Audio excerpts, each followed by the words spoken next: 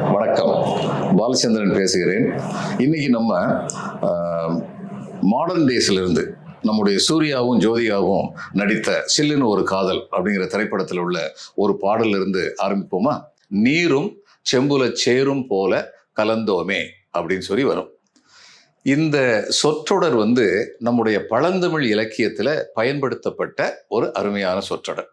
அகநானூறுல தலைவன் தலைவியை பார்த்து சொல்றான், உங்க அம்மாவும் எங்க அம்மாவும் எங்க இருந்து வந்தாங்க? உங்க அப்பாவுக்கும் எங்க அப்பாவுக்கும் என்ன உறவு இருந்தது? எதுவுமே கிடையாது. ஆனா நம்ம 2 பேரும் பார்த்தோம், கருத்தொருமித்தோம், காதல் வயப்பட்டோம். அதனால மழை காலத்துல செம்மண் இருக்கே, நீரோட சேர்ந்து போகுதே, அது மாதிரி நம்ம 2 பேரும் இணைந்து விட்டோம் அப்படின்னு சொல்லுவார். அது என்ன சொல்லுவாரு? யாயும் ஞாயும் யாராகியரோ, எந்தையும் நுந்தையும் எம்முறை கேளீர், செம்புல பெயல் நீர் போல் அன்புடை நெஞ்சந்தான் கலந்தனவே அப்படின்னு சொல்லுவாரு.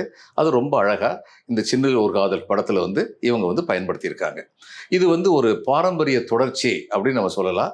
வரவேற்க தகுந்த ஒரு தொடர்ச்சி அப்படிங்கிறது உண்மையான ஒரு கருத்து. நாளாம் நாளாம் திருநாளாம் நங்கைக்கும் நம்பிக்கும் மனநாளாம் அப்படின்னு காதலிக்க நேரமில்லை படத்துல கண்ணதாசன் பாடல் இயற்றிருப்பார். நம்பி அப்படிங்கிறது மிக அழகான பழமையான தமிழ் சொல். இது மாதிரி எத்தனையோ நம்ம சொல்லலாம். இதுல இருந்து நமக்கு தெரிய வேண்டியது என்னன்னா, மறுபடியும் சொன்னேன் நானு நேத்து, சங்ககால இலக்கியங்கள் என்று கூறப்படுகின்ற பழந்தமிழ் இலக்கியங்களை பற்றி கொஞ்சம் பேசுவோம்னு சொன்னேன். அகநானூறு, புறநானூறு, இந்த 2லயுமே 400 பாடல்கள் தொகுக்கப்பட்டிருக்கின்றன. அந்த தொகுத்தவர் ஒரு மாமனிதர், மிகப்பெரிய ஒரு சேவையை தமிழ் இலக்கியத்திற்கு அளித்தவர். ஆனால் தொகுத்தவை அனைத்தும் ஒரே காலத்தின் பாற்பட்டவை அல்ல அப்படிங்கிறது தெளிவு. இவர் தொகுத்ததே எந்த காலத்துல நமக்கு தெரியாது. 7ஆவது நூற்றாண்டா இருக்கலாம், 8ஆவது நூற்றாண்டா இருக்கலாம், கிபி 3ஆவது நூற்றாண்டாக இருக்கலாம். தொகுக்க பொழுது அந்த தொகுக்கப்பட்ட பாடல்கள் மிக பழமையான காலத்திலிருந்து அதற்கு சற்று குறைவான காலம் வரை தொகுக்கப்பட்ட இயற்றப்பட்ட பாடல்கள் இடம்பெற்றிருக்கின்றன. இதை நம்ம எப்படி தெரிஞ்சுக்க முடியும்? இப்ப நான் ஒண்ணு சொன்னேன், யாயும் ஞாயும் யாராகியரோ அப்படின்னு சொன்னேன். யாய் ஞாய்ங்கிறது என் தாய் உன் தாய்ங்கிறது நமக்கு பல பேருக்கு தெரியாது. ஆனா இன்னொரு பாடல் இருக்கு, உற்றுழி உதவியும் ஒரு பொருள் கொடுத்தும் பிற்றை நிலை முனியாது கற்றல் நன்றே. இது நம்ம எல்லாருக்கும் விளங்கும்.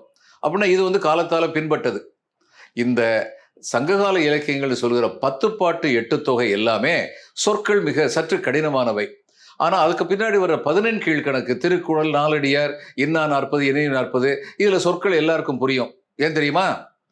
பழந்தமிழ் இலக்கியங்களில் 10 பாட்டும் 8 தொகையும் கற்றவர்களால் கற்றவர்களுக்காக எழுதப்பட்டது.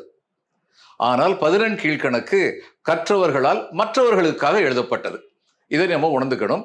இன்னும் சிறிது காலத்திற்கு பின்னால் நம் சங்ககால இலக்கியங்கள் என்று கூறப்படுகின்ற பழந்தமிழ் இலக்கியங்களின் பல்வேறு நுணுக்கங்களை பற்றி பார்க்கலாம். நன்றி, வணக்கம்.